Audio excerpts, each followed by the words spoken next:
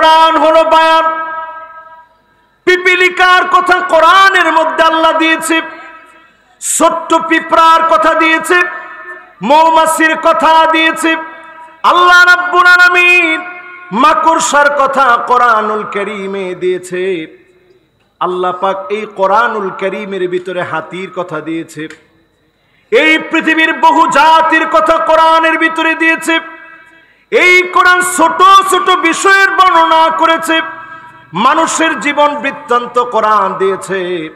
এই কোরআনের কাছে যারা আসবে, হেদায়েত নেওয়ার জন্য যারা আসবে, এই কোরআন থেকে নসিহত যারা শুনবে, মুত্তাকি হয়ে যাবে।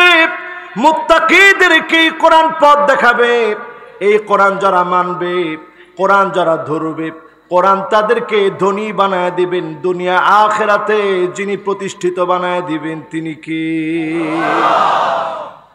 আল্লাহ পাক পরের আয়াতে কারীমার ভিতরে বলেন, ওয়ালা তাহিনু ওয়ালা তাহজানু ওয়া আনতুমুল আ'লাউনা ইন কুনতুম মুমিনিন।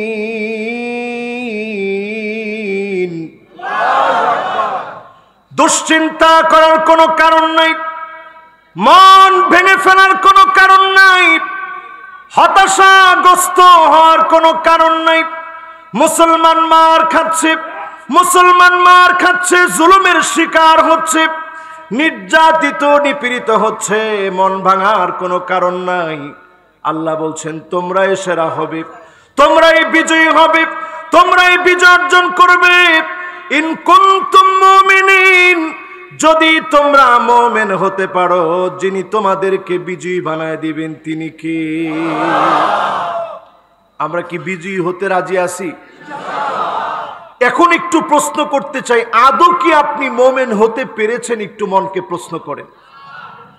আবার না বলছি, আদৌ কি মুমিন হতে পেরেছেন? অনেকে এখনো না বলতেছে, কারণ হুজুর আমার ইমানের হালত তো আমি জানি। ইমান শুধুমাত্র আপনার বেশভূষা ঠিক করার নাম নয়, কওলুন ওয়া আমালুন ওয়া আকীদাতুন। আপনার কথা যেমন ঠিক হওয়া লাগবে, আমল ঠিক হওয়া লাগবে, আপনার আকীদা পরিষ্কার হওয়া লাগবে। আপনি মুসলমান হয়ে, মুমিন হয়ে যদি আপনি মূর্তির সামনে যান, মা দুর্গা আপনার ভাগ্য পরিবর্তন করে দিবে, মা দুর্গা আপনার ভাগ্য পাল্টায় দিবে, দেশের অন্ধকার দূর করে দিবে। এই মার্কা চিন্তা যদি আপনার থাকে, আপনি সব হতে পারেন, মুমিন হওয়ার কথা আপনি ভাবতে পারেন না। ঠিক কিনা বলে? ঠিকটা এবার ঠিক মতো হয়েছে বলেন তো, আসলে এই মার্কা মুমিন আমাদের দেশে কম না বেশি? মূর্তির সামনে গিয়ে মাথা নত করে। আমার ভাইদের যখন পূজা হবে, হিন্দু ভাইদের পূজায় হিন্দু ভাইয়েরা যাবে, আমরা রাত জেগে পাহারা দিব, প্রয়োজনে তাদের মূর্তি আমরা পাহারা দিয়ে ঠিক রাখবো, ক্ষতি হতে দেব না। কিন্তু কোন মুমিন হিন্দুর মূর্তির সামনে মাথা নত করবে না। ঠিক কিনা বলে? কিন্তু এই মার্কা মুমিন যখন আমরা হব, সংখ্যা আমাদের কোটি কোটি বাড়বে, এই সংখ্যা দিয়ে মুসলমানদের কোনো বিজয় অর্জন হবে না। ঠিক কিনা বলে? আল্লাহ রাব্বুল আলামিন আয়াতে কারীমার ভিতরে জানায় দিলেন, মুমিন হওয়ার মতো মুমিন হবে, ইমানদার হওয়ার মতো ইমানদার হবে। আসলামতু লিরাব্বিল আলামিন, মালিকের কাছে পূর্ণাঙ্গ রূপে সারেন্ডার করে দিবেন নিজেকে। যদি পূর্ণাঙ্গ রূপে সারেন্ডার হয়ে যেতে পারেন, আজকের এই মাহফিল থেকে দোয়া কবুল হবে। যিনি কবুল করে নেবেন তিনি কে? 10 কারণে আমাদের দোয়াগুলা কবুল হচ্ছে না। কয় কারণ? সবাই একটু আঙ্গুল উঠায় বলেন কয় কারণ? আরো জোরে।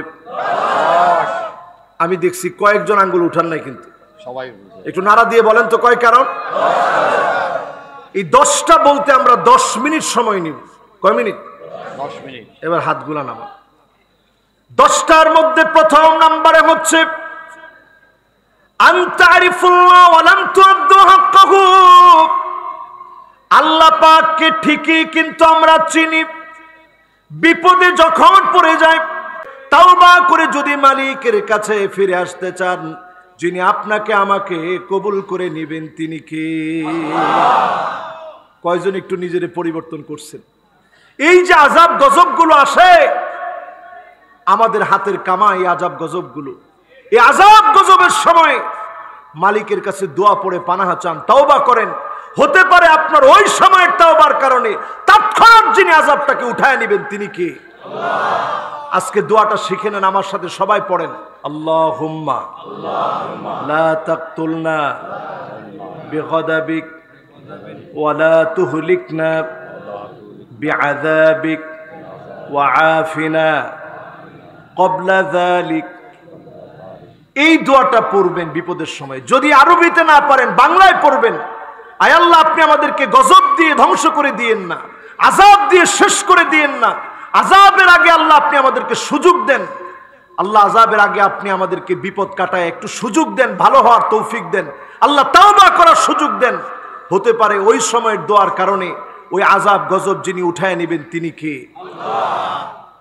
তাহলে এক নম্বরে বলছিলাম, আমরা সবাই মালিককে চিনি, কিন্তু মালিকের হক আদায় করি না। আজকে ফজরের নামাজ কয়জনে পড়ছেন যদি প্রশ্ন করা হয়, হাত তুলতে বলা হয়, অনেকের হাত উঠবে না। ঠিক কিনা বলেন? ফজরের নামাজ পড়লেন না মুসলমান, জোহর পড়লেন না, আসর পড়লেন না, মাগরিব পড়লেন না, মাহফিলে বসলেন, এশা নামাজও পড়লেন না। যদি আজকে আপনার বিদায় চলে আসে, কোন চেহারা নিয়ে মালিকের সামনে দাঁড়াবেন? আল্লাহর নবী যখন জানাজার নামাজ পড়াতেন, নবীজি বলতেন সাল্লু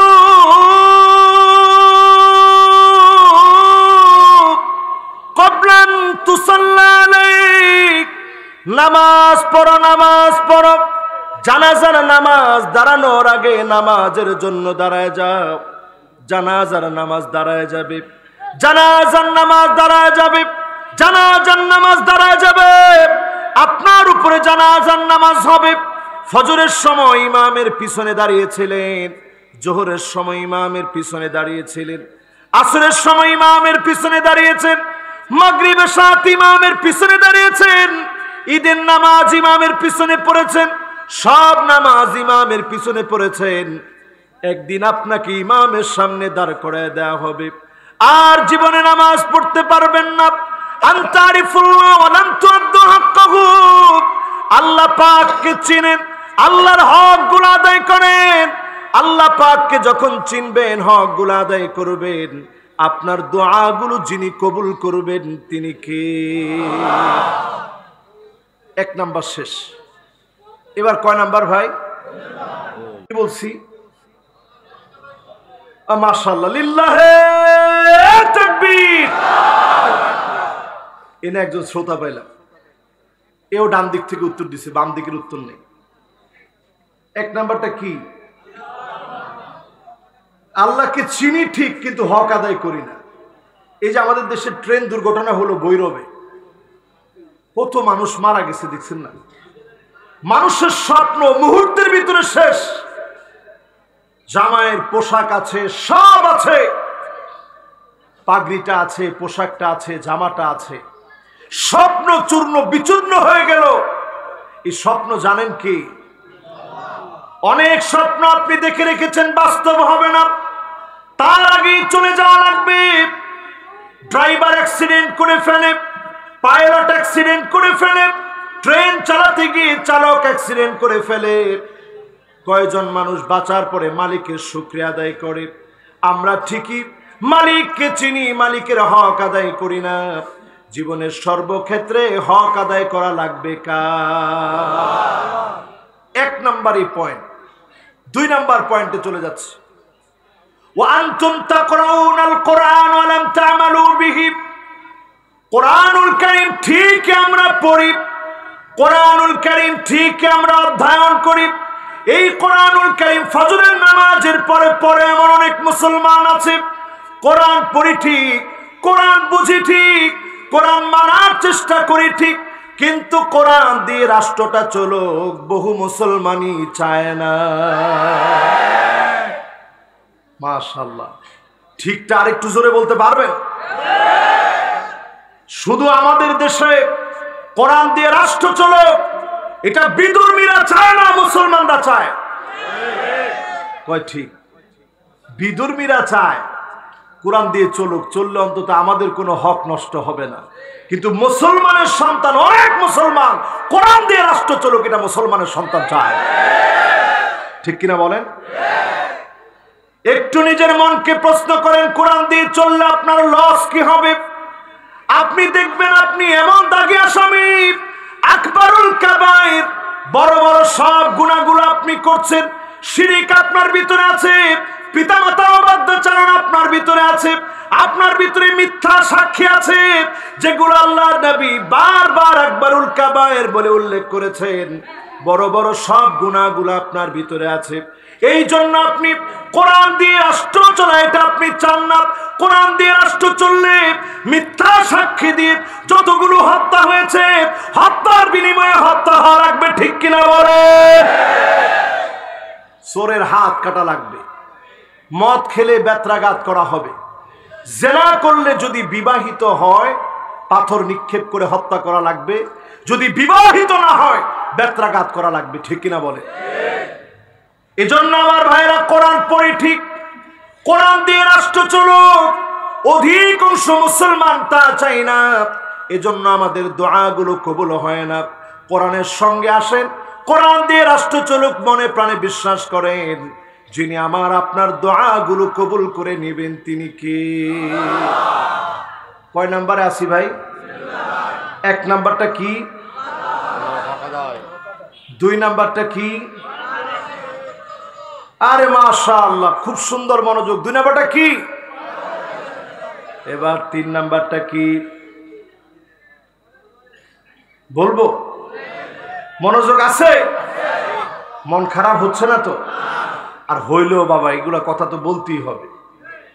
মন খারাপ হইলেও আজকে বলবো, অসুবিধা। দাওয়াত দিয়ে আনছেন তো, কি বলেন? কয় নাম্বার? 2 নাম্বার পর্যন্ত মনে আছে তো? এবার 3 নাম্বার চলেন। 3 নাম্বারে আনতুম তুহিব্বুনা নাবিয়াকুম ওয়া তারাকতুম সুন্নাতাহু। আল্লাহর নবীর মহব্বতের উম্মতেরা নবীজিকে ভালোবাসবে, সুন্নাতকে ভালোবাসবে, কিন্তু আল্লাহর নবীর সুন্নাত নিজের জীবনে পালন করবে না। এমন মুসলমানের সংখ্যা সারা পৃথিবীতে থাকলেও বাংলাদেশে একেবারে না। কি বলে?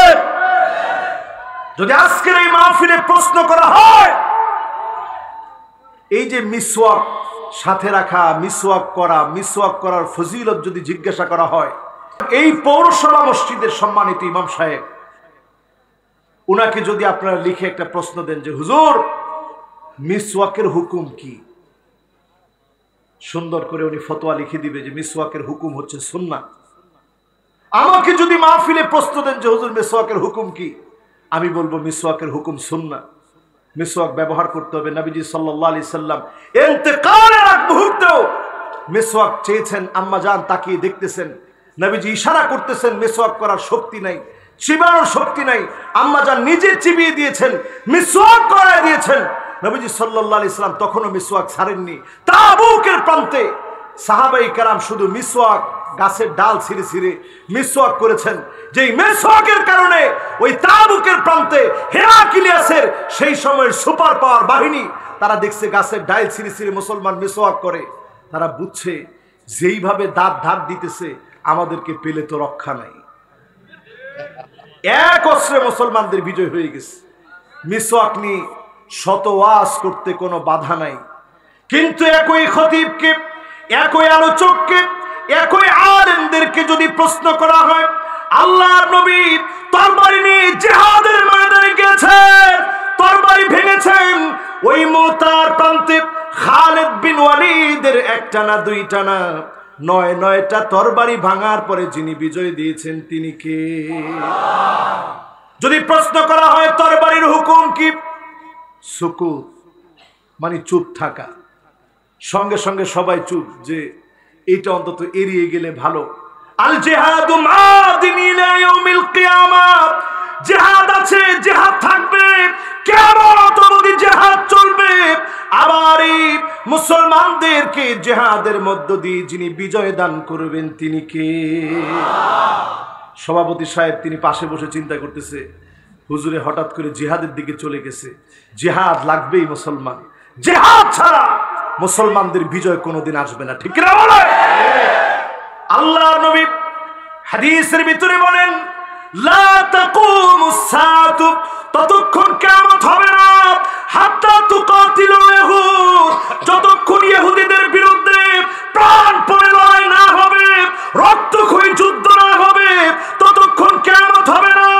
হাত্তা ইয়াকুলুল হাজার ওয়ারাই ইহুদি, পাথর বলবে আমার পিছনে ইহুদি আছে, ফাকতুলহু, তাকে উড়িয়ে দাও, গর্দান ফেলে দাও, তারপরে মুসলমানদের বিজয় আসবে, ঠিক কিনা বলে?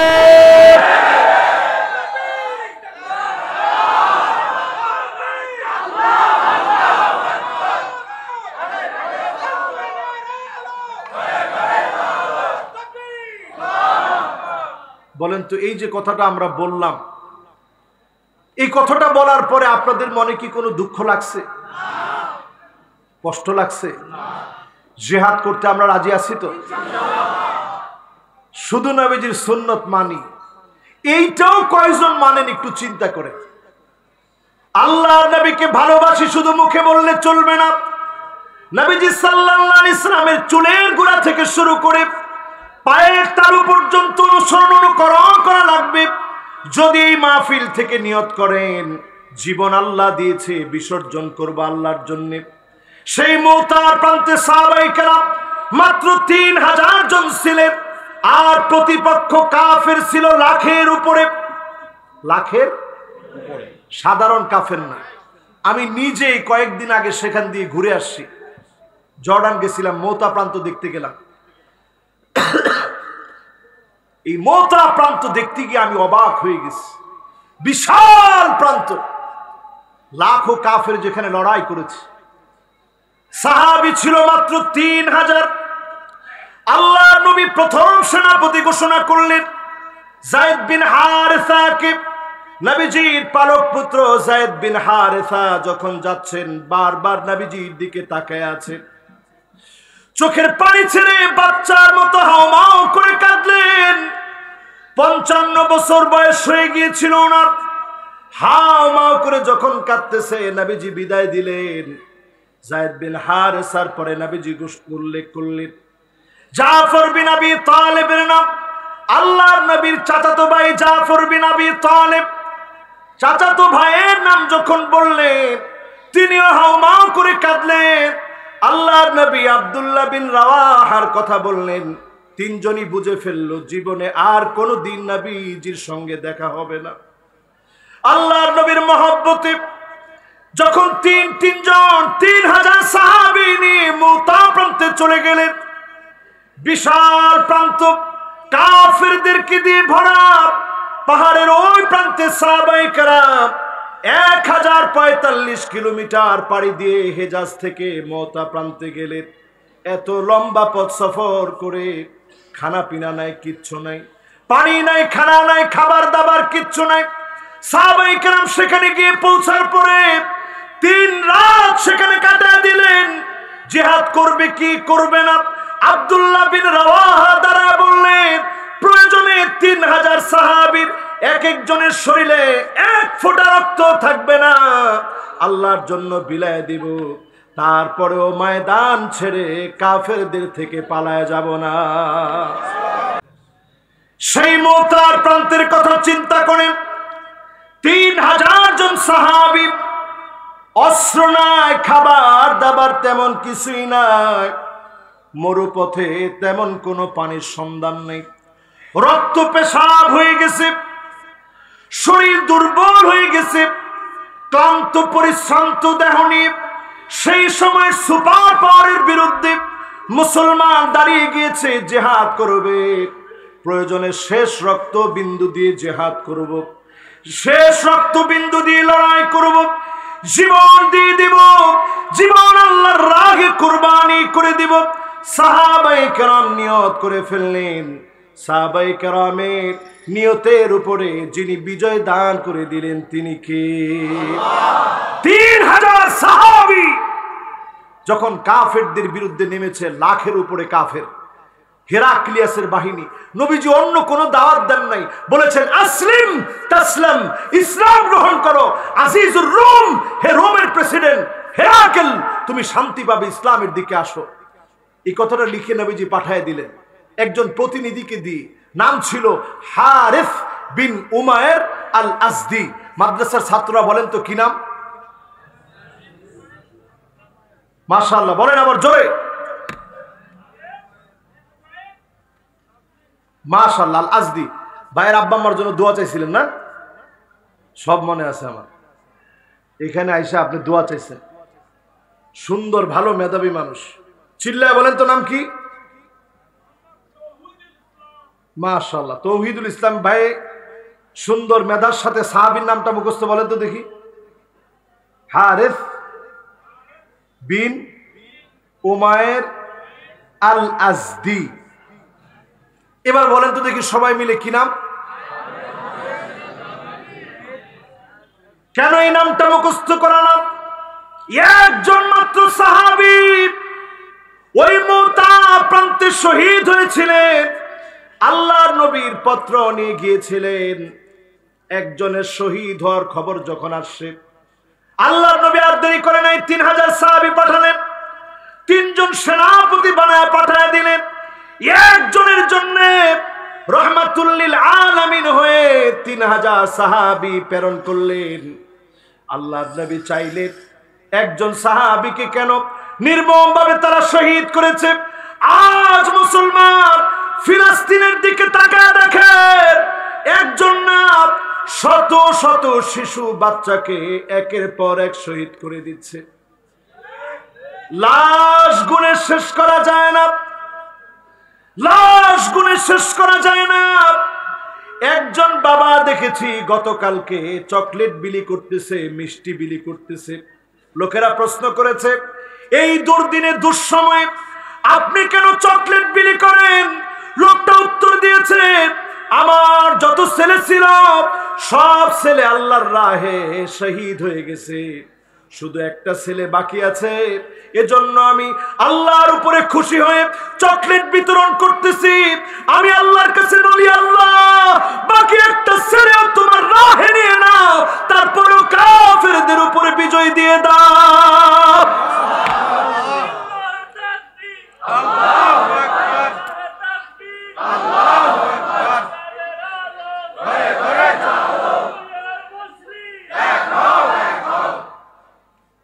আল্লাহর রাহে কি কুরবানি তারা দিয়েছে। আমাদের ঈমান আর তাদের ঈমান একটু চিন্তা করেন, আমরা কোথায় আছি, তারা কোথায় আছে। এই জন্য মুসলমান সুযোগ থাকতে নবীর সুন্নতের দিকে আসেন, সুযোগ থাকতে ইসলামের দিকে আসেন, নিজেকে পরিবর্তন করে ফেলেন। আপনার চুল কাটা, আপনার দিন মানা, আপনার পথ চলা, আপনার পোশাক পরা, আপনার ঘরের বাহিরে, আপনার ঘরের ভিতর, সব জায়গায় সুন্নতের আমলগুলা করেন। যিনি আপনাকে দিয়ে বিজয় দিবেন তিনি কে? ওই জিহাদের ময়দানে 3 জন সেনাপতি শহীদ হয়েছেন। প্রথম হয়েছেন যায়েদ বিন হারেসা রাদিয়াল্লাহু তাআলা আনহু, শহীদ হয়ে গেছে। এরপর ওই পতাকাকে নিয়েছেন হাতে তুলে জাফর বিন আবি তালেব। ওনার হাত তীরের কারণে যখন আঘাতপ্রাপ্ত হয়েছে, কাফের আঘাত করে হাত কেটে ফেলেছে, ডান হাত কেটে গেছে, বাম হাতে পতাকা ধরেছে, বাম হাত কেটে গেছে, 2টা বাহু দিয়ে পতাকা ধরেছে। আর যখন পারতেছে না, যখন বাহুর মধ্যে আঘাত করতে করতে বাহুকে শেষ করে দিয়েছে, নিজের দাঁত দিয়ে কালেমার পতাকা আঁকড়ে ধরেছে। আব্দুল্লাহ বিন আব্বাস বলেন, একটা না, 2টা না, 50টার অধিক আঘাত লেগেছে। 50টার অধিক আঘাত লেগেছে। 50টার অধিক আঘাত ওনার শরীরের মধ্যে পেয়েছি। 50টা আঘাত খাওয়ার পরে কালেমার পতাকাকে উড্ডীন করে রেখেছে। খালিদ বিন ওয়ালিদ ওই জিহাদের ময়দানে আব্দুল্লাহ বিন রাওয়াহা যখন জান্ডা ধরেছে, উনার শাহাদাতের পরে খালিদ বিন ওয়ালিদ 1টা 2টা না, 9টা তরবারি একটা একটা করে ভেঙে ফেলেছে। তারপরে যিনি মুসলমানদেরকে বিজয় দিয়েছেন তিনি কে? আজকের হামাসের এই প্রতিরোধ বলে দিচ্ছে, যাদের তেমন কিছুই নাই, জলে স্থলে আকাশ পথে মুহু যারা আক্রমণ চালাচ্ছে, এই আক্রমণের ফলে ইসরায়েল এখন মানব শূন্য হয়ে গেছে, ঘরবাড়ি নিথর নিস্তব্ধ পড়ে আছে। আজকের এই সময় প্রমাণ করে দিচ্ছে অচিরেই যিনি মুসলমানদেরকে বিজয় দিবেন তিনি কে। তিনটা শেষ, 3 নাম্বারটা কি? সুন্নত মানবেন, জীবন দিয়ে সুন্নত মানবো মুসলমান। রাজি আছেন ইনশাআল্লাহ? এবার কয় নাম্বার? 4 নাম্বারে আনতুম তারিফুন আন্না শাইতান আদুকুম। এই কথা সবাই জানি, শয়তান আমার আপনার জন্য নিকৃষ্ট দুশমন, কিন্তু ওয়াফাকতুমুহু, কথায় কথায় শয়তানের পথে মুসলমান হয়ে আমরা চলি, ঠিক কিনা বলে? আজকে যারা ফজর পড়েন নাই, কথা শুনছেন কার? আল্লাহরটা না শয়তানেরটা? শয়তানের কথা শুনছেন। জোহরেরটা ওই একই কথা শুনলেন, আসর একই কথা শুনলেন, মাগরিব ও মাগরিবের শয়তান। আমরা এমন অবস্থা হয়েছে দেখেন, ফজরের সময় জীবন আমার ঘুমের বিছানায় ন্যস্ত, জোহরের সময় অফিসেতে মহাব্যস্ত, আসরের সময় ক্লান্ত আমি, মাগরিবের সময় বাজারের ব্যাগ হাতে নামি, এশার সময় চোখ দুটো আমার টিভির চ্যানেলে। এইভাবে আমি আমার নাম লিখালাম জাহান্নামীদের প্যানেলে। কোথায় লেখাবেন? জাহান্নামের প্যানেলে।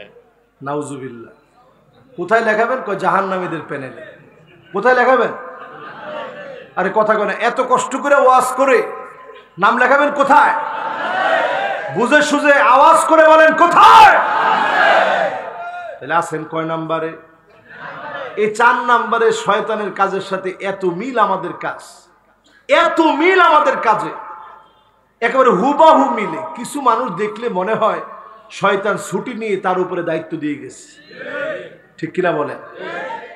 4 নাম্বারে শয়তান আমাদেরকে 3 ভাবে ধোঁকা দেয়। 1 নাম্বার ধোঁকা হচ্ছে আমলটা করলেই শয়তান এসে বলে একটু মানুষরে গিয়ে তোমার আমলের কথা বলো। এরপরে 2 নাম্বারে ইদা আজাবাল ইনসানু বিরাইহি, নিজেকে যখন ফেরাউনের মতো মনে করা শুরু করে। ফেরাউনের ক্ষমতা ছিল, সেনাবাহিনী ছিল, প্রশাসন ছিল, জৌলসপূর্ণ রাজ দরবার ছিল, ফেরাউনের মতো মনে করানো এটা শয়তানের কাজ। যখন শয়তান এই কাজে সফল হয়ে যাবে তখনই জালেম বড় জালেম হয়ে যাবে। ওই জালেমকে যিনি পাকড়াও করে ফেলবেন তিনি কে? এরপরে দেখবেন যখন আপনি আমল করতেছেন শয়তান এসে আপনাকে একটা চাবি দিয়ে বলবে, তুই যেরকম গুনাহ করতেছো, মাঝে মাঝে যেরকম গুনাহ করে ফেলো, এই রকম গুনাহ অনেকেই করে, তুমি তোমার গুনাহ চালায় যাও। গুনাহ করতে করতে একটা পর্যায়ে দেখা যায় বড় বড় গুনাহ করলে আপনার কাছে গুনাহ বলে মনে হয় না, ঠিক কিনা বলে? এজন্য আমার ভাইয়ের আজকের মাহফিল থেকে নিয়ত করেন, গুনাহ ছোট হোক বড় হোক, গুনাহকে গুনাহ মনে করে মালিকের কাছে তওবা করে ফেলবেন। আপনি গুনাহ করে ফেলেছেন, তারপরেও যিনি আদর করে কাছে টেনে নেবেন তিনি কে? 4 নাম্বার শেষ। এবার কয় নাম্বার? জোরে বলেন। 5 নাম্বারে আনতুম তুহিব্বুনাল জান্নাত ওয়া তারাকতুম আমালাহু। জান্নাত আমরা পছন্দ করি, জান্নাতে যাওয়ার কাজ করি না। আজকের এই মাহফিল থেকে একটু হিসাব করেন, জান্নাতে যাওয়ার জন্য অনেক সময় মার খাওয়া লাগবে, জুলুম নির্যাতন নিপীড়ন সহ লাগবে। ওই জুলুম নির্যাতন নিপীড়নের পরে যিনি কবুল করে নেবেন তিনি কে? একটা উদাহরণ দিই, কষ্ট হবে? কষ্ট হবে না তো? জান্নাত সবাই চাই। আমাদের দেশে যে লোকটা নামাজ পড়ে না, যে লোকটা চুরি করে, ডাকাতি করে, ছিনতাই করে, রাহাজানি করে, তারেও গিয়ে যদি জিজ্ঞাসা করেন, ভাই আপনি কি জান্নাত চান? কুবা ইনশাল্লাহ জান্নাত তো চাই, আল্লাহ তো দয়ালু, মাফ করে জান্নাত তো দিবেই। আচ্ছা, আপনি যে অন্যায়গুলা করলেন যদি আপনারে জান্নাত দিয়ে দেয়, আল্লাহর অনেক গোলাম যাদের উপরে আপনি জুলুম করেছেন, ওই লোকগুলার হক আপনি নষ্ট করেছেন, আল্লাহ পাক অবশ্যই তাদের উপরে জিজ্ঞাসা করে, তাদের কাছে আপনাকে হাজির করে, ওই লোকগুলো যদি আপনাকে মাফ না করে আল্লাহ আপনাকে মাফ করবে না, ঠিক কিনা বলে? এই জন্য আজকের মাহফিল থেকে একটু বোঝার চেষ্টা করেন, আল্লাহর আদালতে দুইজনকে মালিক সেদিন ডাকবেন। কয়জনকে? একজন থাকবে দুনিয়ার সবচেয়ে সুখী ব্যক্তি, সুখ আর সুখ, কিন্তু ঈমান আনে নাই, বেঈমান। ধরুন এই পৃথিবীতে অনেক বড় বড় ব্যবসায়ী আছে, বিলিয়ন বিলিয়ন মিলিয়ন মিলিয়ন মার্কিন ডলারের মালিক, ঈমান আনে নাই। আল্লাহ তারে সেদিন দাঁড় করাবে, এই তুই বল দুনিয়ায় কেমন কাটাইছস? আল্লাহ কাটাইছি খুব মাস্তি করে, খুব আনন্দ, খুব উল্লাস। এবার আল্লাহ একজন মাজলুমকে ডেকে আনবে, দুনিয়ার জীবনে সবচেয়ে জুলুমের শিকার হয়েছে। আল্লাহ দুইজনকে পাশাপাশি দাঁড় করায় দিবেন। আল্লাহ সেদিন ফেরেশতাকে বলবে, ইগমিসুহু গামসাতাম মিনান নার। দুনিয়ার সুখী ব্যক্তিকে একটু জাহান্নাম থেকে সেকা দিয়ে নিয়ে আসো, জাহান্নাম থেকে একটু সেকা মেরে নিয়ে আসো, একটু জাহান্নামের আগুন থেকে সেকা দিয়ে নিয়ে আসো। আল্লাহ পাক সেদিন যখন তাকে পাঠায় দিবেন একটাবার সেকা দেওয়ার জন্য, দেহটাকে এত বড় বানায় দিবেন, জাহান্নামের উপযোগী বানায় দিবেন। আসনানুহু কাজাবালে উহুদ, উহুদ পাহাড় সমান বড় হবে তার দাঁতগুলা, এত বড় সেদিন তার দেহটা হবে। আল্লাহ বলবে, যাও তাকে নিয়ে যাও। নিয়ে যাওয়া হবে ওই লোকটাকে জাহান্নামের দিকে। ওই জাহান্নামের দিকে যখন লোকটাকে নিয়ে যাওয়া হবে, আল্লাহ পাকের অর্ডারে একটা বার শুধু জাহান্নাম দিয়ে সেকা দিয়ে নিয়ে আসা হবে। আর দুনিয়ার সবচেয়ে মাজলুম, দিনের জন্য মার খাপ জীবন দেওয়া ব্যক্তিকে মালিক বলবে, যাও তাকে জান্নাতটা দেখায় নিয়ে আসো। এক নজর জান্নাতটা দেখায় নিয়ে আসা হবে। দুজনকে পাশাপাশি মালিক দাঁড় করায় দিবে। একজনকে আল্লাহ বলবে, গোলাম অনেক সুখ দুনিয়াতে করেছিলি, একদিনে সুখের গল্প আমাকে একটু শোনাতো। দুনিয়ার জীবনে কেমন সুখ তুই করেছিলি, কেমন শান্তি পেয়েছিলি। লোকটা সেদিন চিৎকার বলবে, চিৎকার করে বলবে, মা সাবানি কত দুররুন আও বালা,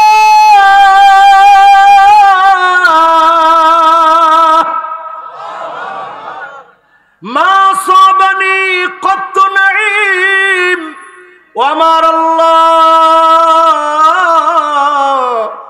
জীবনে কোনোদিন কোনো সুখ আমি দেখি নাই, কোনো আনন্দ আমি পাই নাই।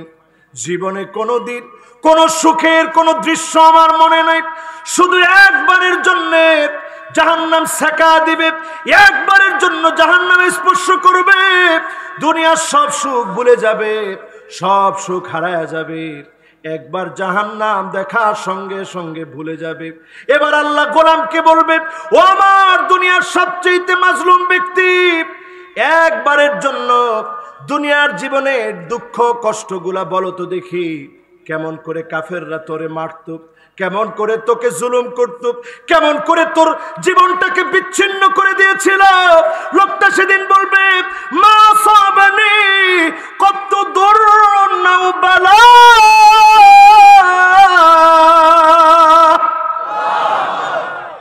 ও আমার আল্লাহ,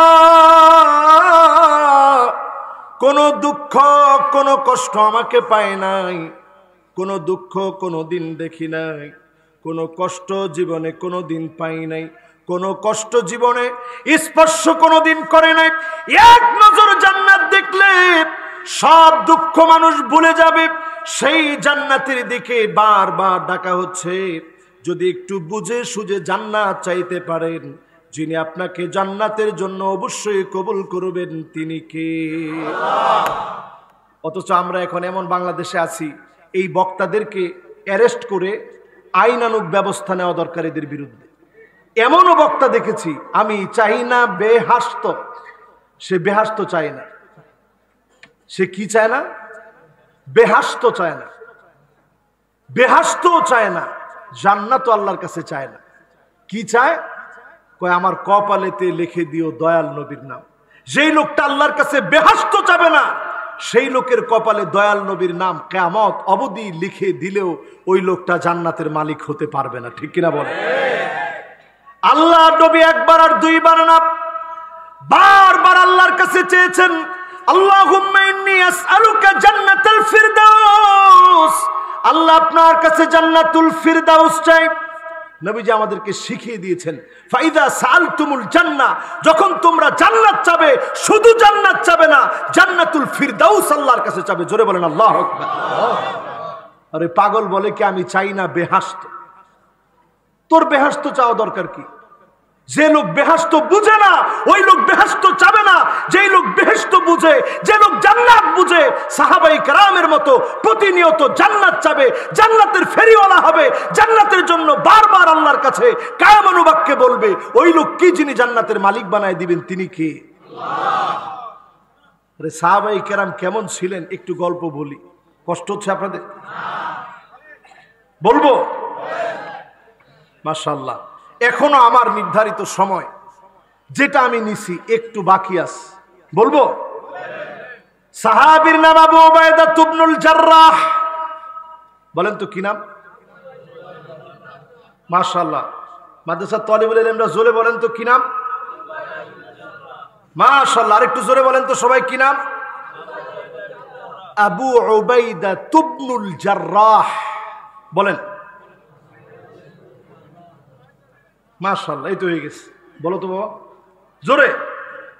আবু, মাশাআল্লাহ। আর যদি বাংলায় বলতে চান আবু উবাইদা ইবনুল জাররাহ, অসুবিধা নেই, অসুবিধা নেই। বলো তো দেখি আবু উবাইদা ইবনুল জাররাহ কে তিনি? আল্লাহর নবী যাকে জান্নাতের সার্টিফিকেট দিলেন, আশারায়ে মুবাশশারা সাহাবীদের একজন, আশারায়ে মুবাশশারা জান্নাতের অগ্রিম শুভ সংবাদ প্রাপ্ত 10 জনের একজন, যিনি জান্নাতের শুভ সংবাদ পেয়েছিলেন। এই জর্ডান সহ শাম যার হাত দিয়ে ইসলামের দাওয়াত পৌঁছেছে। এত বড় সাহাবী হওয়ার পরেও জান্নাতের শুভ সংবাদ পেয়ে জান্নাতের দাম তার কাছে কমায় নাই, জান্নাতের দাম এত বাড়িয়ে রেখেছিল। প্রতিনিধিরা, বিদেশি প্রতিনিধিরা, হেরাকেলের প্রতিনিধিরা যখন দেখা করতে এসেছে, তাকায় দেখেছে মরুভূমির ভিতরে গড়াগড়ি করতেছে আবু উবাইদা। আবু উবাইদা ইবনুল জাররাহ মরুভূমির ভিতরে, বালুর ভিতরে বসে আছে। লোকজন অবাক হয়ে গেছে, এই লোক কেমনে করে এত বড় শামের গভর্নর হতে পারে? ওমর রাদিয়াল্লাহু তাআলা আনহুর সময় গভর্নর ছিলেন। খলিফা ওমর একদিন তাকে দেখতে গেলেন, গিয়ে দেখলেন বালুর মধ্যে গড়াগড়ি করতেছে আবু উবাইদা। অবাক হয়ে বললেন, আবু উবাইদা তোমার বাড়ি কোথায়? বড় বড় পাহাড় পর্বত পার করে, শহর পার করে একটা জীর্ণ শীর্ণ কুড়ে ঘরের দিকে নিয়ে গেলেন। আবু উবাইদা বললেন, এটাই আমার ঘর। হযরত ওমর ডানে বামে সামনে পিছনে তাকায় দেখে তেমন কোনো কিছু ঘরের ভিতরে নাই, শুধু একটা গ্লাস পেলেন। ওই গ্লাসের ভিতরে পানি পেলেন, পানির ভিতরে রুটি বিছানো। হযরত ওমর প্রশ্ন করে, আবু উবাইদা রুটিগুলো কেন ভিজায় রাখলাম? তিনি বললেন, সময় যেন নষ্ট না হয়, খাবারও যেন নষ্ট না হয়, রুটিগুলা শুকায়া ভিজায় রেখেছি, যখন ক্ষুধা লাগবে ক্ষুধা নিবারণের জন্য একটুখানি খাবো এখান থেকে। সামান্য রুটি খেয়ে গভর্নর হয়ে দিনাতিপাত করেছেন। বারবার তাউন আমওয়াসের সময় প্লেগ রোগ যখন দেখা দিয়েছে, বহু সাহাবী যখন শহীদ হয়েছে, বারবার ওনাকে যেতে বললেন।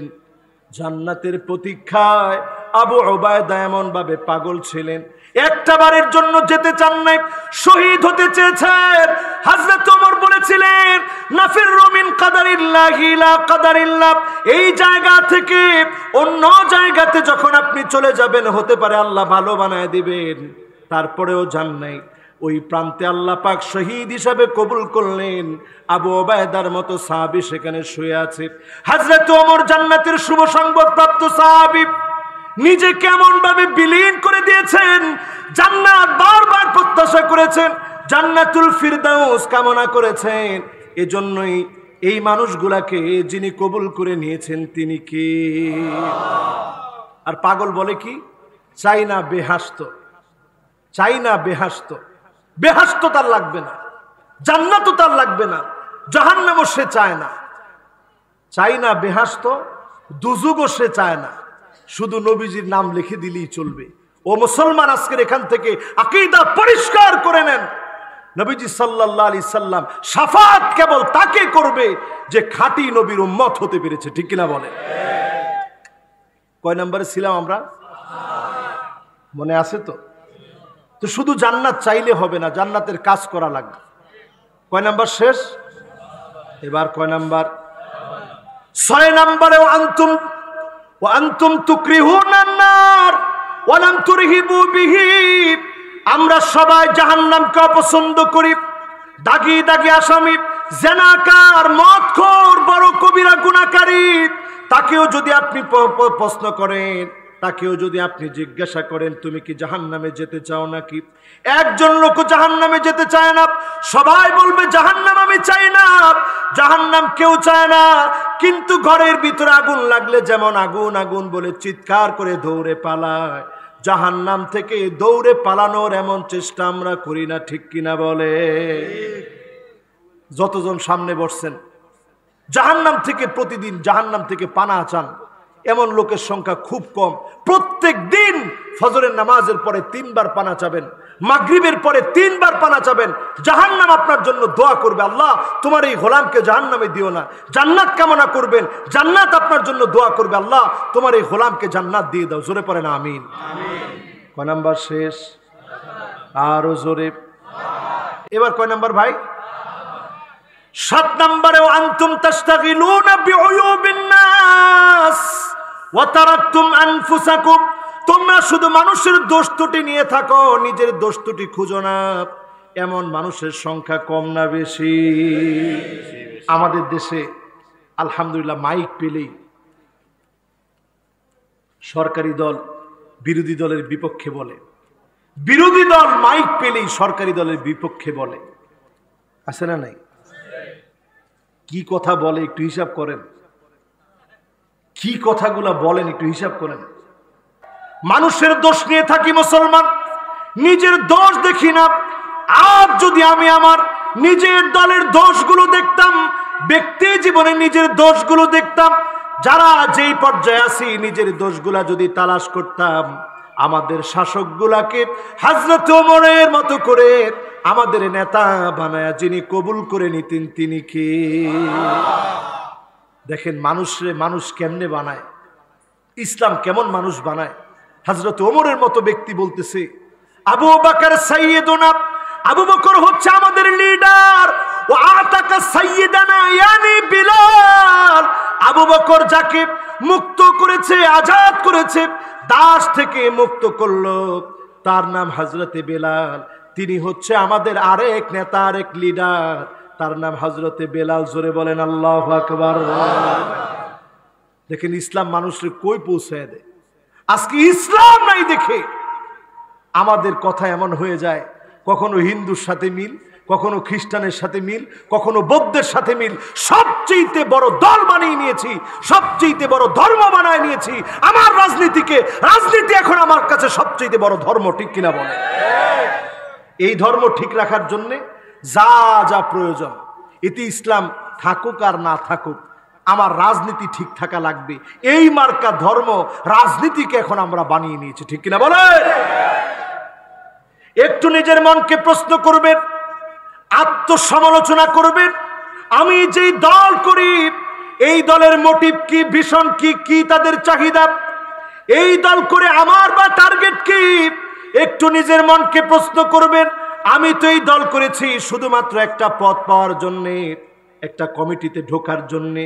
যদি এ আপনার টার্গেট হয়ে থাকে, আল্লাহর নবীর হাদিস শুনে রাখেন, লা ইউকাল্লিমুহুমুল্লাহ ওয়া লা ইউযাক্কিহিম ওয়া লা ইয়ানজুরু ইলাইহিম। কিছু লোকের দিকে মালিক তাকাবেন না, কিছু লোকের সঙ্গে কথা বলবেন না, কিছু লোকের দিকে দয়া দেখাবেন না। রাজুলুন বায়আ রাজুলান, যেই লোক আরেকজনের হাতে গিয়ে বলবে ভাই আজকে থেকে আপনার হাতে বায়াত নিলাম আপনার দল করব বলে, এরকম লোক আছে না নাই? আরো আসতে বলেন। একটু বেজার হয়ে গেছেন মনে বলবো? এই হাদিস সহিহ বুখারীতে আসছে, সহিহ মুসলিমে আসছে। ভালো না লাগলে মনের ঘষা মেজা ঠিক করেন। আছে রাসূল বলছে গিয়ে বলবে বায়া রাজুলান, একজন একজনকে গিয়ে বলবে ভাই আপনার হাতে বায়াত গ্রহণ করলাম। উদ্দেশ্য কি? একটা পদ পাওয়া। ওয়া ইল্লা লাম ইয়াফিলাহু, যদি খালি পদটা না পায় ওই দিন থেকে বলে নেতা তোর দরকার নাই, তোর মতো নেতার কোনো প্রয়োজন নাই, আমি নিজে একাই 100। এরকম লোক আছে না নাই? আছে। এই যে আপনি পদ পদবীর জন্য দল করলেন, আল্লাহর হাবিব বলছেন ওই লোকের দিকে মালিক তাকাবেন না, কথা বলবেন না, দয়া করবেন না। এখন বুকের মধ্যে হাত দিয়ে বলেন তো দেখি কয়জন লোক শুধু আল্লাহর জন্য দল করে? সব চুপ হয়ে গেছে, পুরা মাহফিল ঠান্ডা হয়ে গেছে। একজন দুইজন তিনজন হাত তুলছে, হুজুর আমরা মিসকিন, আমরা ফকির, আজকে আমরা হাত তুলছি, সংখ্যায় বড় কম, লজ্জায় হাত তুলতে আমাদের বড় খারাপ লাগতেছে। এখন হাত তুলছে আর দুইজনে। এতগুলা মানুষের ভিতরে 5 জন হাত তুললে পিটানো লাগবে না তো? মুখে বকা দিলি তো আপনার ঠান্ডা। সবাই একটু বুকে হাত দিয়ে বলেন দল করবেন কার জন্যে? চিৎকার করে বলেন কার জন্যে? আপনি যে দল মঞ্চয় করেন, আমি কোন দলের ফেরিওয়ালা হয়ে এখানে বসি নেই। আপনি যে দল মঞ্চয় করেন আপনি করবেন কার জন্যে?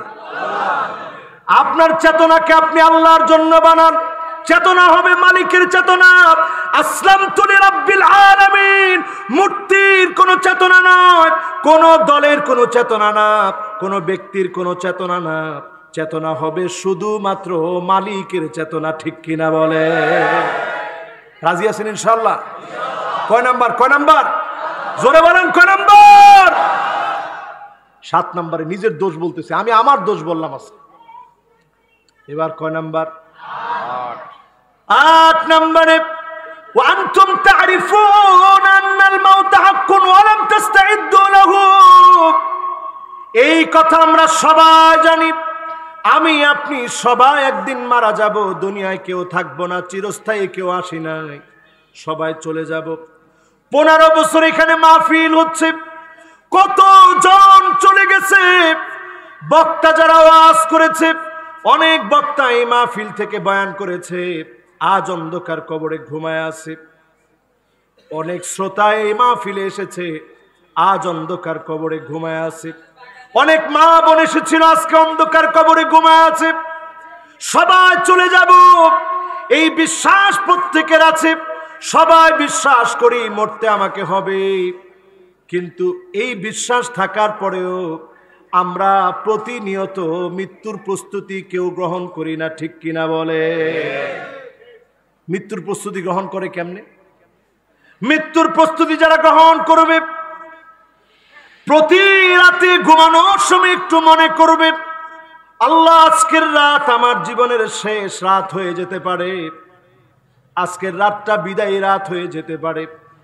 আজকে যদি তোমার সামনে দণ্ডায়মান হই, মালিক কে নিয়ে তোমার সামনে দাঁড়াবো, কোন আমল নিয়ে তোমার সামনে দাঁড়াবো? আল্লাহ আজকে তো এত এত গুনাহগুলো করেছে, এত এত অন্যায়গুলা করেছি।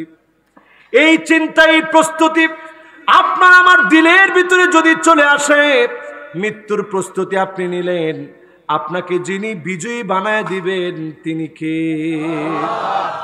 একটা হাদিস শুনেন, যদি আপনি প্রতিদিন মৃত্যুর প্রস্তুতি নিতে থাকেন, আপনাকে মালিক এত পছন্দ করে ফেলবে, আইওয়াফিকাহু বিআমালিন সালিহিন ক্বাবলা মাউতিহি, মৃত্যুর আগে কোনো না কোনো একটা ভালো কাজ করার সুযোগ দিবেন। ওই ভালো কাজের উপরে যিনি আপনাকে কবুল করে নেবেন তিনি কে? আমি যখন মিশরে পড়ি, হঠাৎ একদিন আমার কাছে বাসা থেকে ফোন গেল। আমার ছোট ভাই বলতেছে, ভাইয়া অমুক ব্যক্তিটা মারা গেছে। কেমনে মারা গেছে জানো? আমি বললাম কেমনে?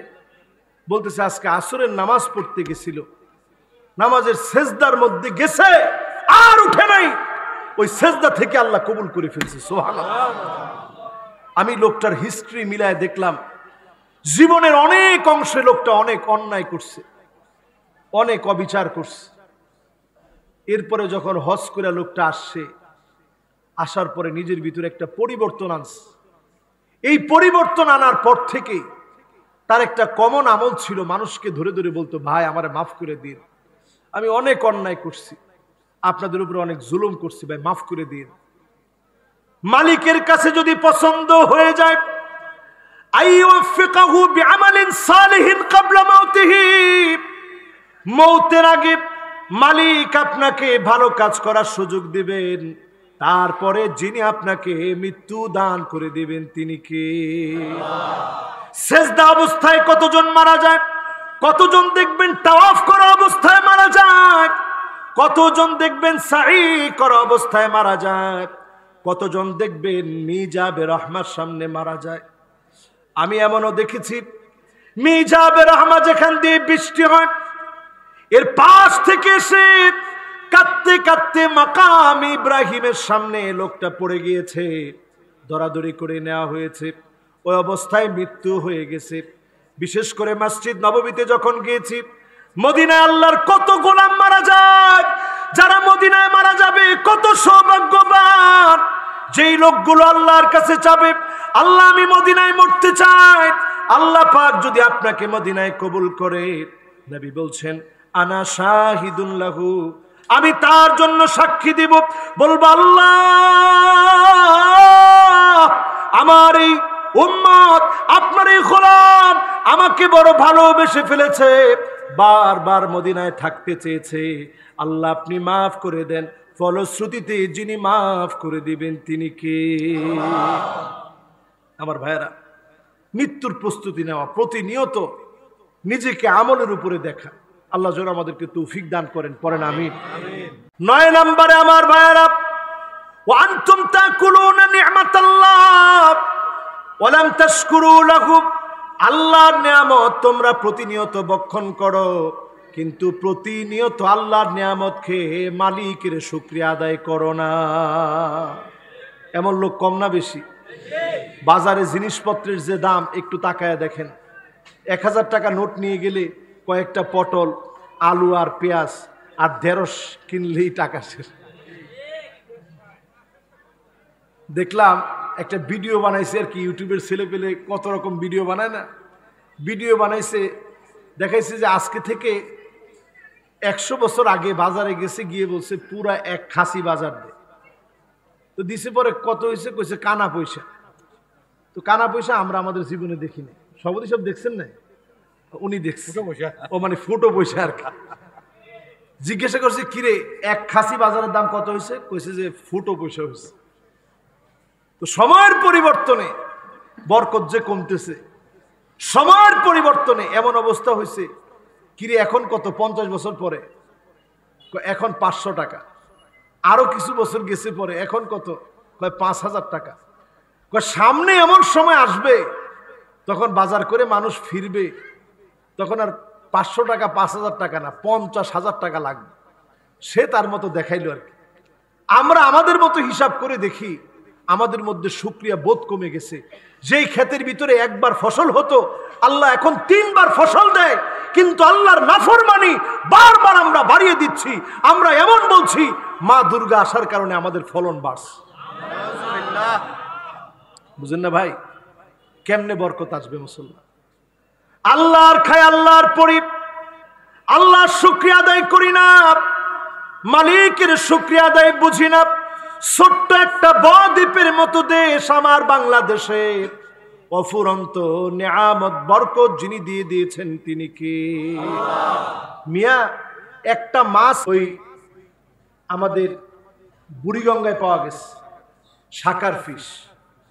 এই শাকার ফিশটা যখন পাওয়া গেছে, এই বুড়িগঙ্গায় এই মাছ পেয়ে আমেরিকার এই মাছ বাংলাদেশে কেমনে আসলো, এই শাকার ফিশের ভয়ে এখন আমাদের দেশের মৎস্য বিভাগ, আমাদের দেশের জেলেরা এখন আতঙ্কিত হয়ে গেছে যে এই শাকার ফিশের আক্রমণে স্বাদু পানির, মিঠা পানির যে মাছগুলো আছে, এই মিঠা পানির মাছ বাঁচতে পারে না, এর কাঁটার আঘাতে মারা যায়।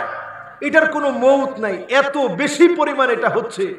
মৌত তো নির্দিষ্ট একটা সময় আসবেই, কিন্তু খুব বেশি সময় এটা বেঁচে থাকে। যে কোনো কিছু খেয়ে বাঁচতে পারে, ময়লা খেয়ে বাঁচতে পারে।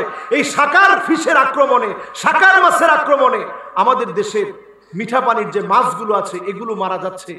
বিভিন্ন পুকুরের মধ্যে পর্যন্ত শাকার মাছ এখন পাওয়া যাচ্ছে। এই যে জায়গায় জায়গায় এটা ছড়ায় যাচ্ছে, ভীতি ছড়ায় গেছে এখন জনমনে সব জায়গায়। সামনে না জানি আমরা মাছ পাই কিনা, মাছ খেয়ে বাঁচতে পারবো কিনা, মাছে ভাতে বাঙালি এই কথা ঠিক থাকবে তো? মানুষ এখন আতঙ্কিত হয়ে গেছে। আমেরিকা এটাকে সম্পদ বানায় নিছে, পৃথিবীর বিভিন্ন দেশ এটাকে সম্পদ বানিয়ে নিয়েছে। কিভাবে সম্পদ বানাইছে? মাছের খাদ্য বানিয়েছে, ফিড বানিয়েছে, অন্য মাছকে খাবার হিসাবে দিচ্ছে, মুরগিকে খাবার হিসাবে দিচ্ছে, ফিড হিসাবে দিয়ে ব্যবহার করে এটাকে সম্পদ বানায় নিয়েছে। শুটকি বানায়া বিড়ালের খাবার হিসাবে দিচ্ছে, দিয়ে এটাকে সম্পদ বানায় নিয়েছে। আমাদের দেশেও এটা এখন একটা আতঙ্কের নাম হয়ে গেছে। যদি নদীগুলোর ভিতরে ছড়িয়ে পড়ে এমন হতে পারে মাছ শূন্য হয়ে যেতে পারে আমাদের দেশ। এজন্য এখন সিদ্ধান্ত নিতে হবে মানুষ এটা খেতে পারবে কিনা। অলরেডি এটা নিয়ে গবেষণা চলতেছে, এর গোশত নিয়ে, এর মাছের ভিতরে, এর শরীরের ভিতরে যে উপাদানগুলো আছে এগুলো নিয়ে গবেষণা চলছে যে এটা মানুষের জন্য শরীরে কতটুকু ক্ষতিকারক হবে, ক্ষতিকর কোনো কিছু আছে কিনা এটার ভিতরে, এগুলো নিয়ে অলরেডি সায়েন্টিস্টদের মধ্যে গবেষণা চলছে। আজকে কথা বলার উদ্দেশ্য হচ্ছে একটা মাছ যদি আমাদের নদীর ভিতরে ঢুকে যায় নিয়ামত কমে যাবে, বরকত শূন্য হয়ে যেতে হবে। কত রকমের বিপদ আসতে পারে মুসলমান একটু চিন্তা করেন। এই মাছ আমাদের মধ্যে আসলো কেমনে? ওই যে কিছু কিছু মানুষ আগে অ্যাকুরিয়ামের ভিতরে মাছ পালতো, সেই মাছ লালন পালন করতে গিয়ে মাছ প্রেমী যারা ছিল তারা অ্যাকুরিয়ামের মধ্যে এই শাকার ফিশটা পালতো। অনেক দিন যাওয়ার পরেও এই মাছ বড় হয়ে গেছে, এই মাছের কারণে অন্য মাছের ক্ষতি হয়, এগুলো ছেড়ে দিয়েছে জলাশয়ে, এগুলো যেতে যেতে ছড়িয়ে গিয়েছে বিভিন্ন জায়গায়। এই যে একটা ক্ষতির সম্ভাবনা, এই ক্ষতির সম্ভাবনা থেকে বাঁচতে আল্লাহর নিয়ামতের শুকরিয়া আদায় করেন। যিনি নিয়ামতের শুকরিয়া আদায় করলে বাড়ায় দিবেন তিনি কে? বোঝানোর চেষ্টা করলাম আজকের এই মাহফিল থেকে। এটা বুঝেন, যখনই কিছু খাবেন একটা দোয়া পরে শুকরিয়া আদায় করবেন। শুকরিয়া আদায় করলে আল্লাহ নিয়ামত বাড়ায় দিবে। দোয়াটা যাদের মুখস্থ নাই আমার সাথে পড়ে মুখস্থ করবেন। আলহামদুলিল্লাহিল্লাযী আত'আমানি হাযা আত-তা'আম ওয়া রাযাকানিহি মিন গায়রি হাওলিন মিন্নি ওয়ালা কুওয়া। এই দোয়াটা যখন আপনি পড়লেন তৎক্ষণাৎ আল্লাহ বলবে, দেখছো আমার বান্দা নিজে পাক করলো, কষ্ট করলো, রান্না বাড়া করলো, এত কষ্ট করে রান্না বাড়া করে নিজে খেয়েছে, কষ্টের পরে কষ্ট করলো, এত কিছু করার পরেও সে বলতেছে প্রশংসা আমার।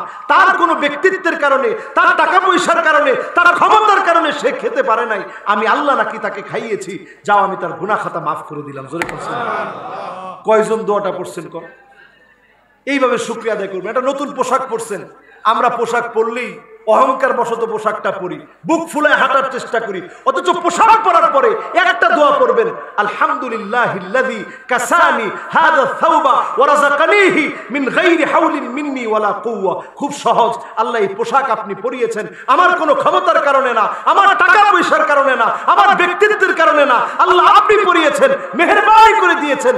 যখন বলে বান্দার উপরে আল্লাহ এত খুশি হয়, ফেরেশতাদেরকে বলে যাও আমি তারও গুনাহ খাতা মাফ করে দিলাম। জোরে বলেন সুবহানাল্লাহ। শুকরিয়া আদায় করতে রাজি আছেন তো ইনশাআল্লাহ? কয় নাম্বার শেষ? এবার কত? 10। এবার একটু ঘড়িটার দিকে তাকান। সভাপতি সাহেব জিজ্ঞাসা করছে কত বাজে হুজুর? কত মিনিট ওয়াজ শুনবেন আর কতক্ষণ?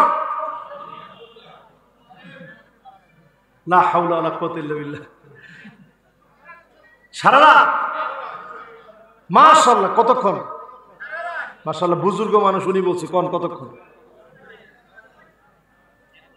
মাশাআল্লাহ। এই আমরা শেষের দিকে একেবারে, এবার যারা বসছি টান টান করে বসি, একজন লোকেরও এখন আর কোনো ছুটি নেই, একেবারে শেষ কথায় আছি আমি। দেখেন আমরা বাঙালি তো অনেকে চিন্তা করতেছি এই তো সাইকেলটা নিয়ে আমি চলে যাব, হুজুরের ওয়াজ তো শেষ।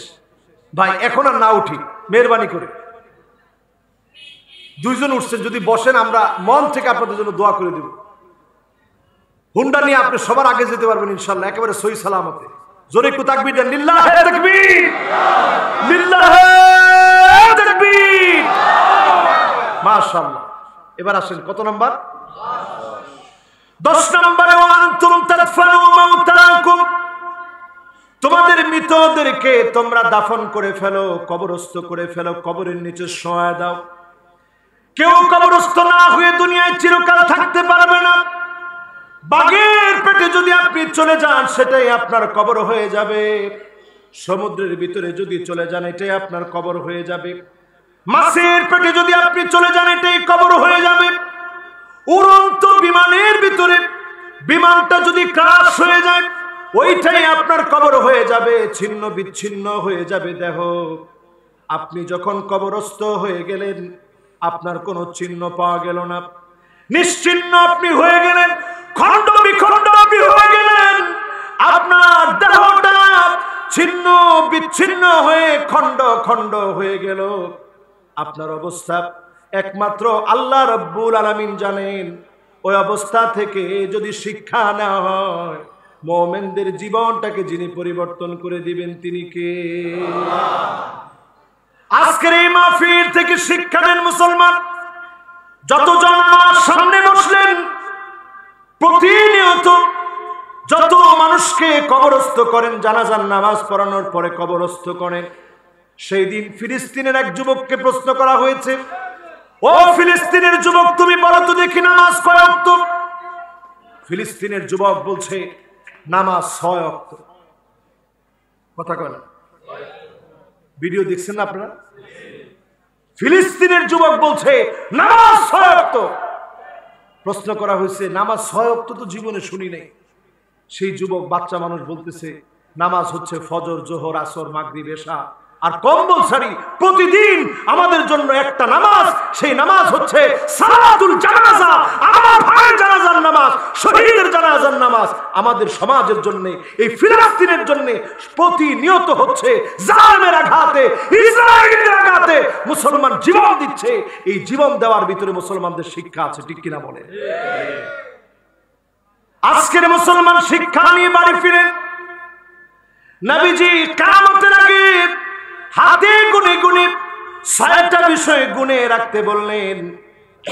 এরপরে কিয়ামত আসবে, এরপরে কিয়ামত চলে আসবে। 1 নম্বরে বললেন মাউতি, আমি নবী দুনিয়া থেকে চলে যাব, আল্লাহর নবীকে আমরা দেখি নাই, নবীকে পাই নাই। 2 নম্বরে নবীজি বললেন সুম্মা ফাতহু বাইতুল মুকাদ্দাস, আবার বাইতুল মুকাদ্দাস বিজয় হবে, কাফেরদের হাত থেকে মুসলমানের হাতে বাইতুল মুকাদ্দাস আসবে। বাইতুল মুকাদ্দাসকে কখনো যিনি ভুলে যাবেন না তিনি কে?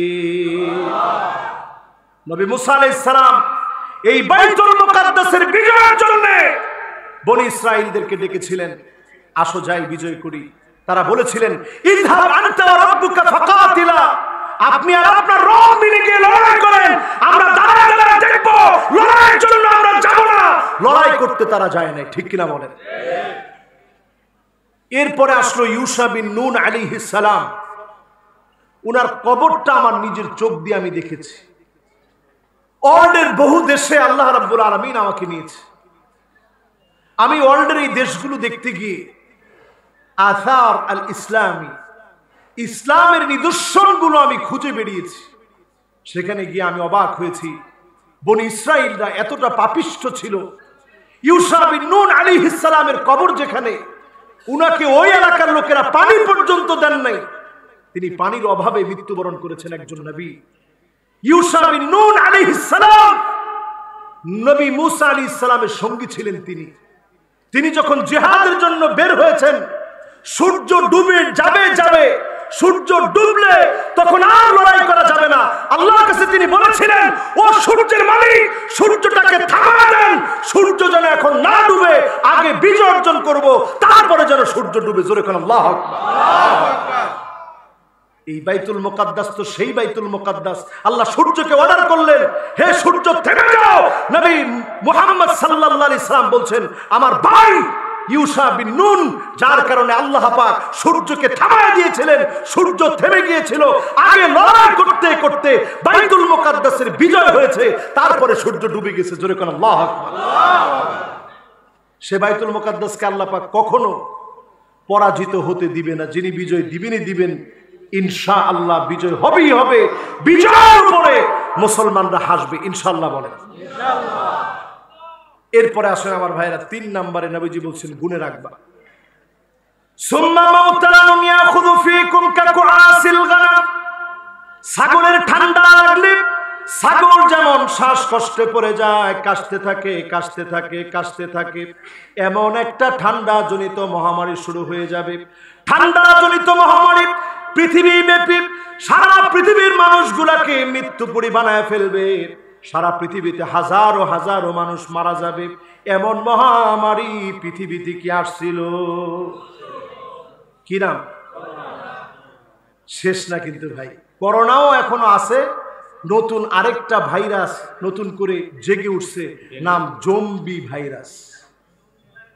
জঙ্গি নামে জম্বি জম্বি, হ্যাঁ কি জম্বি ভাইরাস নতুন করে এখন জেগে উঠছে। 50,000 বছর, 50 বছর না মিয়া, 50,000 বছর এটা এতদিন বরফের নিচে ছিল। বরফগুলো যখন গলতে শুরু করছে, এখন এই ভাইরাসটা পৃথিবীর মধ্যে ছড়িয়ে যেতে পারে। আতঙ্কে আছে পৃথিবী। এটাও ঠান্ডা জনিত মহামারী। এতদিনের করোনা যেটা মানুষকে আক্রান্ত করেছে, আর এখনকার জম্বি ভাইরাসটা এতটা ভয়াবহ হতে পারে, এটা মানুষকে না, ছোট্ট একটা কীটপতঙ্গকে পর্যন্ত আক্রমণ করতে পারবে, আক্রান্ত করতে পারবে। এতটা ভয়াবহ হতে পারবে, একটা কীটপতঙ্গকে পর্যন্ত আক্রমণ করবে, আক্রান্ত করে ফেলবে। আল্লাহ পাক এই ভয়াবহ জম্বি ভাইরাস থেকে হেফাজত করুক, পরে না আমিন। একটা দোয়া তখন পড়তেছিলেন আমরা সবাই আমরা পড়তেছিলাম, মুখস্থ করেছিলাম। মসজিদে মসজিদে নামাজের পর পরে সারাক্ষণ আমাদের জবান দিয়ে দোয়াটা উচ্চারিত হইতো। তখন দোয়াটা কি দেখেন, 4-5 জন এখন পারে। ওই যে প্রথমে ওয়াজের মধ্যে বলছি, অধিকাংশ লোক আল্লাহরে চিনি ঠিক, হক আদায় করি না। এখন করোনা শেষ হুজুর, এখন আর দোয়া পড়ার দরকার কি? আরে মিয়া, কত অজানা রোগ আছে, কত অজানা রোগ আছে, আপনি চিন্তাই করতে পারবেন না। কত অজানা রোগ, নাম ছাড়া কত রোগ এখন সমাজের মধ্যে ছড়িয়ে যাচ্ছে। পরন্তু দেখি আল্লাহুম্মা জোরে, ইন্নী আউযু বিকা মিনাল বারাসি ওয়াল জুনুনি ওয়াল জুযামি ওয়া মিন সাইয়্যিল আসকাম। পারবেন তো ইনশাআল্লাহ? এটা খালি করোনা থেকে মুক্তির দোয়া না। বারাস ওয়াল জুনুন, পাগলামি, ওয়াল জুযাম, এরকম অনেক রোগ যেগুলোর নামটাও আমরা জানি না। ওয়া মিন সাইয়্যিল আসকাম, যাবতীয় রোগ থেকে পানা আছে। দোয়াটা পড়বেন, পারবেন ইনশাআল্লাহ? এরপরে আমার 4 নম্বরে গুণে রাখবেন, সুম্মা ইস্তিফাদাতুল মাল হাত্তা ইউতার রাজুল 100 দিনার ফায়াযাল্লু সাখিতা। 100 দিনার দিয়ে দেওয়া হবে, মানুষের চেহারায় কোনো আনন্দ ফুটবে না। এখনকার সময়ে দেখবেন 1000 টাকার নোট দিয়ে দেওয়ার পরেও চেহারার ভিতরে কোনো আনন্দ নাই। তার মানে বোঝা যায় এই আলামতটাও আমাদের ভিতরে চলে আসছে, ঠিক কিনা বলে? 5 নম্বর, সুম্মা ফিতনাতুল্লাহ ইয়াবকা বাইতুন মিনাল আরাবিল্লাহ দাখালাতুহু। ঘরে ঘরে ফিতনা ঢুকবে। আসেন তো আমার সাথে, ঘরে ঘরে ফিতনা ঢুকবে। আরবের ঘরে ঘরে বলছে, এখন আমাদের ঘরের অবস্থা কি? ঘরে ঘরে এখন মোবাইল আছে না নাই? হোয়াটসঅ্যাপ, ইমো, ভাইবার, ফেসবুক, টুইটার, নতুন করে আসছে টিকটক, লাইকি, গেমস, এই সবগুলো মরণ বেদি, এগুলো দিয়ে সংসারগুলো আজ ভেঙে যাচ্ছে, ঠিক কিনা বলেন? নারীদেরকে নিয়ে একটু কথা না বললি না। ঘরগুলার ভিতরে এমন অবস্থা হয়েছে, আর না না, এমন সব মহিলা দিয়ে ভরে গেছে, সব আমার লাগবে, মা বাপকে কিচ্ছু দেওয়া দরকার নাই, এরকম মহিলা এখন ঘরে ঘরে আসে না নাই? মান্না না, কথায় কথায় খোটা দেয়। আমি দেখে আপনার ঘর করে খেয়ে গেলাম, অন্য মহিলা হলে খেত না। আছে? হান্না না, স্বামী সারাদিন কষ্ট করে এসে বলছে একটু পানি দেন তো, সাথে সাথে বলতেছে আপনার পানি আপনি নিয়ে খান, এত অর্ডার দিন না। এরকম মহিলা আছে? কান্না না, এমন সব মহিলা বেড়ে যাবে, সারাদিন আপনাকে শ্বশুর বাড়ির গল্প শোনায়, আমার বাপের বাড়ি কি ছিল আর আপনার এখানে এসে কোথায় পড়লাম। হাদ্দাকা, এমন সব মহিলা বেড়ে যাবে, বাজার থেকে কষ্ট করে একটা পোশাক কিনে আনছেন, দেখার সাথে সাথে বলবে এ কি আনলেন, কালার হইল, কালারটা মরে যাবে। কিন্তু কালার মরে কেন?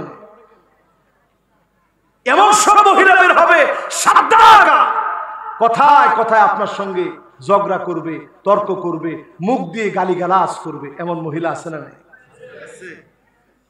এখন আর আছে বলেন না, আছে? এরপরে দেখবেন বাররাকা শুধু গালিগালাজি করবে না, লাঠি নিয়ে আপনার গায়ে হাত তুলতে দেরি করবে না, মহিলা আছে না? আমার মনে হয় অন্যগুলা কম থাকলেও এটা একটু বেশি আছে। যেই জোরে আছে বলছেন ইজ্জত সম্মান আর থাকে না।